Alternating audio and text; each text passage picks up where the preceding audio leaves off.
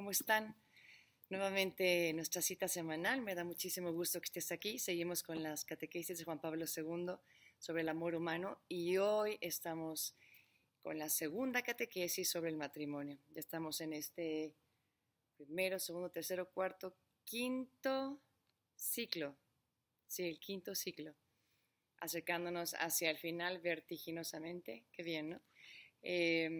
Y el que vamos a ver hoy está en la Catequesis 88, que dio el Papa el 4 de agosto de 1982, y se llama El misterio de Cristo en la Iglesia y la llamada a ser imitadores de Dios. O en inglés le pusieron como título La visión cósmica de Efesios. Cósmica, ¿por qué? Porque es mucho más grande que lo que nos imaginamos. Quizá ya todos ustedes están diciendo, por fin llegó el ciclo que yo estaba esperando porque esa es mi vocación y está muy bien. Pero el Papa lo va a hacer con calma porque es algo bello que hay que profundizar y tenemos que ser pacientes. Entonces, en esta catequesis lo que va a hacer es ponernos en contexto de la gran carta de Efesios y cómo Efesios no solamente va a hablarle a la pareja, sino a la familia en general, va a hablar de nuestra vocación cristiana, de la batalla que conlleva y de las partes de la carta y de qué habla cada una. Así que Juan Pablo II está haciendo un análisis como minucioso de la carta, como poniéndose hacia atrás para contemplarla y verla obviamente desde su visión personalista para que luego entendamos mejor todo eso que hemos venido anunciando de mujeres y maridos sean sumisos, ¿no? Ya llegaremos a esa parte. Hoy vamos a empezar el número 1 que dice, en la anterior reflexión he citado el capítulo 5 de la carta a los Efesios. Ahora, después de ese primer vistazo introductorio al texto clásico, conviene examinar el modo en el que este fragmento tan importante para el misterio de la Iglesia y también para la sacramentalidad del matrimonio se encuadra en el contexto inmediato de toda la carta. Entonces vamos a ver el todo para luego poder entender como en un zoom lo particular que quiere explicar San Pablo. Aún sabiendo que hay una serie de problemas discutidos entre los biblistas respecto a los destinatarios, a la paternidad y también a la fecha de su composición, no todo este método como crítico histórico cuando se analiza cada una de las cartas, dice aquí, es necesario constatar que la carta a los Efesios tiene una estructura muy significativa. El autor inicia la carta presentando el eterno plan de la salvación del hombre en Jesucristo. Es decir, Efesios nos va a revelar mucho más. Efesios está unido a revelarnos algo de la salvación que nos vino a traer Cristo nuestro Señor. No solamente nos va a revelar algo sobre una pareja o de cómo se vive la relación marido y mujer, sino nos va a revelar lo que dice aquí, este eterno plan de salvación en Cristo. Y comienza ahora a explicar Efesios 1 y vamos a leer este texto que es hermoso, donde dice, Dios, Padre de nuestro Señor Jesucristo, nos ha elegido en Él. Pero cuando lo escuchen, escúchenlo como quien está tratando de entender una estructura cósmica, como quien empieza pensando en matrimonio y quiero ver cómo se relaciona marido y mujer y luego vas hacia familia, luego vas a sociedad, luego ves al mundo y luego dices el plan eterno de Dios. Entonces, mientras leemos esta parte, por favor, pon tus lentes para poner esta visión cósmica, es decir, esto es mucho más grande de lo que nosotros podemos pensar, ¿no? Nos supera. Y continuamos. Dice, nos ha elegido en Él para ser santos e inmaculados en su presencia, en la caridad, predestinándonos a ser sus hijos adoptivos por medio de Jesucristo, según el beneplácito de su voluntad, para alabanza de la gloria de su gracia, con la que nos agració en su Hijo amado. En Él tenemos, por medio de su sangre, la redención, la remisión de los pecados, según la riqueza de su gracia, dándonos a conocer el misterio de su voluntad, según el benévolo designio que en Él se propuso de antemano para realizarlo en la plenitud de los tiempos. Recapitular en Cristo todas las cosas. Definitivamente hay algo más grande que una relación entre dos esposos aquí. Y continúa el autor de la carta a los Efesios, después de haber presentado con palabras llenas de gratitud el plan desde la eternidad que está en Dios y a la vez se realiza ya en la vida de la humanidad, suplica al Señor que los hombres y directamente los destinatarios de la carta conozcan plenamente a Cristo como cabeza, este Cristo que es el novio la iglesia que es la novia, y lo ha constituido sobre todas las cosas como cabeza de la iglesia, ¿no? Y al ver esto, si Cristo es cabeza de la iglesia y es el novio, también va a dar luz para que aquel que es cabeza de la pareja, cabeza de la familia, que es el varón, pueda aprender de Cristo cómo se vive esa autoridad desde el servicio, que veremos más adelante. Y ya todo esto nos adentra más en Efesios 2 y Efesios 3. Dice: la humanidad pecadora está llamada a una vida nueva en Cristo, en quien paganos y hebreos deben congregarse como en un templo. El apóstol es pregonero del misterio de Cristo entre los paganos, a los que se dirige principalmente en su carta, doblando las rodillas ante el Padre y pidiendo que les conceda, según la riqueza de su gloria, ser poderosamente fortalecidos por su espíritu en el hombre interior. 2. Si pudiéramos ponerle un subtítulo a este 2, sería el misterio de Cristo y la vocación del cristiano. Después de habernos desvelado tan profunda y sugestivamente el misterio de Cristo en la Iglesia, el autor pasa en la segunda parte de la carta a directrices más pormenorizadas, que apuntan a definir la vida cristiana como vocación que brota de ese plan divino del que anteriormente hablamos, es decir, del misterio de Cristo en la Iglesia. Aquí es Efesios 4 y nuevamente Juan Pablo II nos va a decir, sí vamos a hablar de esta moral, de cómo comportarte como cristiano, pero se va a desprender de algo mucho más grande que simplemente cómo te debes de comportar. Está hablando de esta vocación que brota del misterio de Cristo y su Iglesia y cómo Cristo nos vino a salvar. Por tanto, como nuestra vocación también está llamada a salvarnos, a santificarnos, no a lo contrario.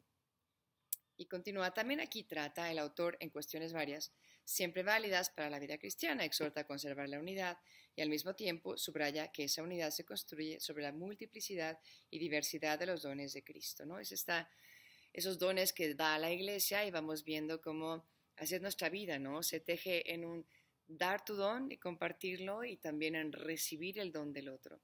Igual que Dios se nos dona a nosotros y nosotros recibimos ese don. Y así es como inicia también esta danza entre lo masculino y lo femenino, ¿no? Como el varón es siempre ese iniciador del don y la mujer más bien está en este lado de la recepción, ¿no? De esa apertura al don del otro.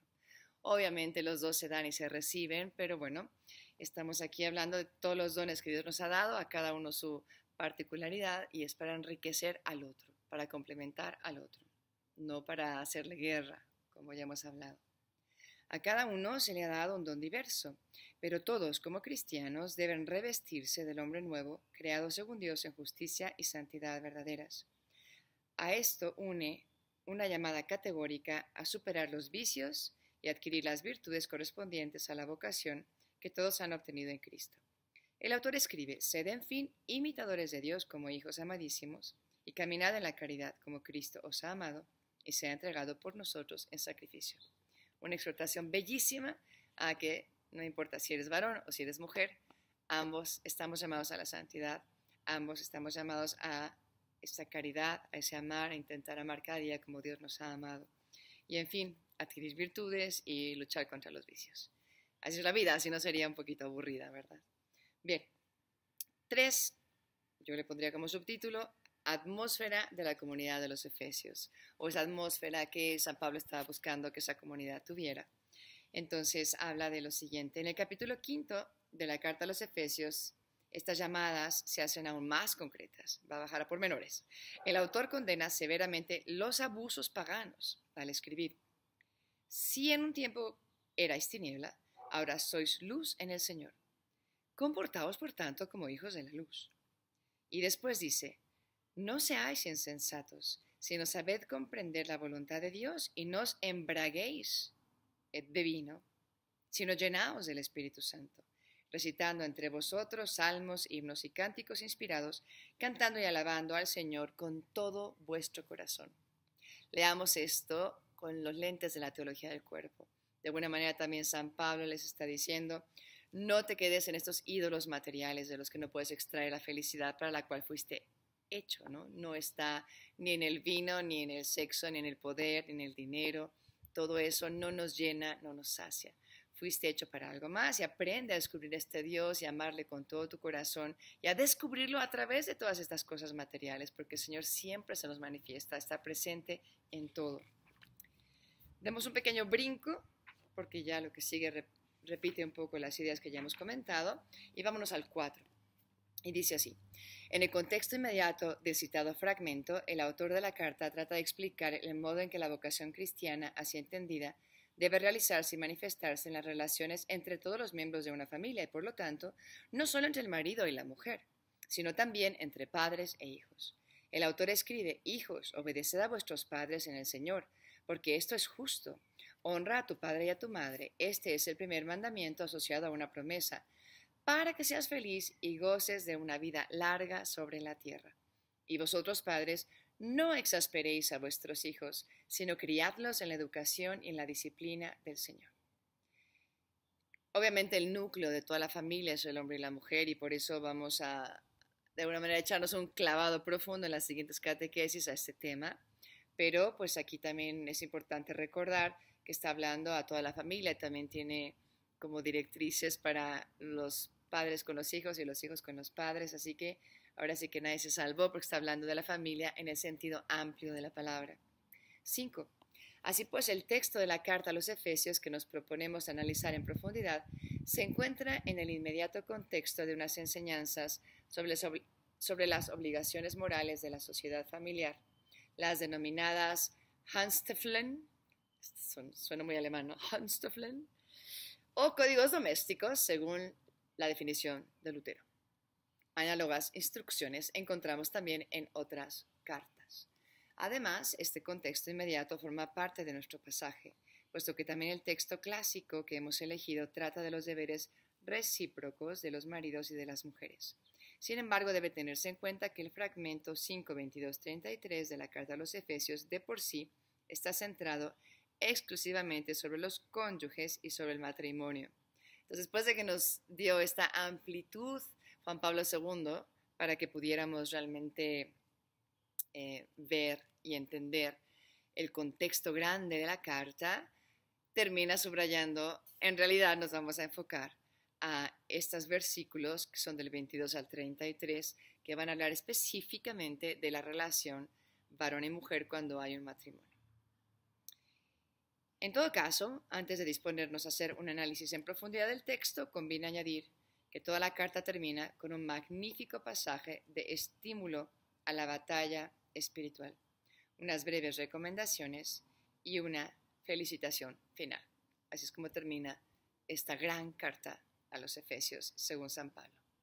Es una llamada a realmente alinearnos con el plan eterno de Dios y a poner realmente nuestra atención en lo que va a venir, pero ya con un contexto grande. Así que con esto terminamos. Quizá esta semana, que de alguna manera el tema de esta catequesis fue amplio, ¿no? Fue de la familia, fue del plan eterno de Dios, fue de santificarnos, de pues, ser buenos hijos, buenos hermanos, buenos padres, buenos esposos, ¿no? Tengamos como esa palabra clave esta semana: familia, ¿no? ¿Qué tanto yo contribuyo al amor en mi familia? ¿Cómo puedo hacer que en mi familia, especialmente, bueno, estoy grabando en estos días de pues aislamiento y de estar dentro, donde los roces se multiplican, y no solo en las familias, también en las comunidades, no saben lo que es aquí adentro, también el empezar a ver a la persona tanto tiempo, pues obviamente nos sale lo peor y pues sí, hay veces que uno se enoja y se vale, pero también podemos aprovechar para conocernos más a fondo, de una manera más tranquila, sin prisa, de saber dialogar, de saber pedir perdón. Cuántas cosas para construir esta iglesia doméstica que es la familia. Así que aprovecha mucho tus días de confinamiento. Igual escuchas esta cápsula cuando ya se hayan acabado, pero igualmente disfruta tu familia y busca cómo puedes seguir construyéndola para que de verdad te lleve al cielo, que últimamente es la meta a la que todos estamos llamados. Que Dios te bendiga. Si te gustó esta cápsula, dale aquí like. Si no te has suscrito, también suscríbete. Eso nos ayuda mucho. Y recomiéndalo a todos aquellos que también tengan esta sed de aprender a amar. Dios te bendiga. Bye bye.